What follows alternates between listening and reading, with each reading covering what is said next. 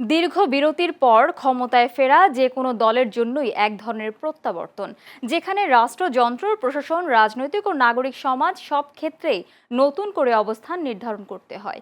অর্থনৈতিক স্থবিরতা কাটানো, আন্তর্জাতিক মহলে ভারসাম্য বজায় রাখা, এই সব বিষয়ে নেয়া পদক্ষেপগুলোই এখন নির্ধারণ করবে বিএনপির সরকার কতটা স্থিতিশীল, কতটা দীর্ঘস্থায়ী এবং কতটা কার্যকর হবে। বিস্তারিত দেখুন সাদাত হোসেন ইমরানের বিশেষ প্রতিবেদনে। দেশের স্বাধীনতা প্রিয় গণতান্ত্রিকামী মানুষ এই সংসদের দিকে প্রত্যাশা নিয়ে তাকিয়ে রয়েছে। উৎসবমুখর পরিবেশে অনুষ্ঠিত নির্বাচন শেষে বাংলাদেশ পেয়েছে একটি নতুন সরকার। এই সরকারের প্রতি জনগণের প্রত্যাশা আকাশচুম্বী।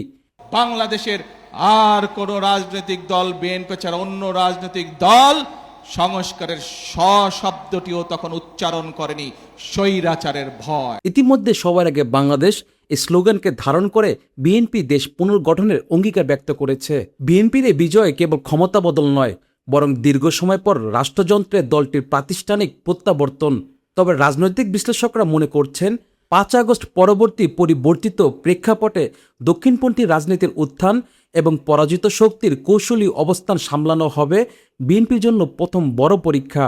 যখন আপনার আমদানি ব্যয় বাড়বে, যখন আপনার রপ্তানি ব্যয় বাড়বে, তখন এটার ইফেক্ট দ্রব্যমূল্যের উপরে অটোমেটিক পড়বে। জীবনযাত্রার ব্যয় অনেক বেড়ে যাবে। এটা তো গেল একটা দিক।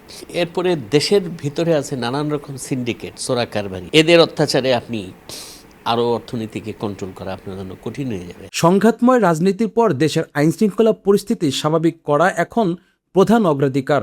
সাধারণ নাগরিকের নিরাপত্তা নিশ্চিত করা এবং ব্যবসায়ীদের জন্য স্থিতিশীল পরিবেশ তৈরি করা না গেলে বিদেশি বিনিয়োগ ও আস্থা অর্জন কঠিন হবে বলে মনে করছেন এই অর্থনীতিবিদ।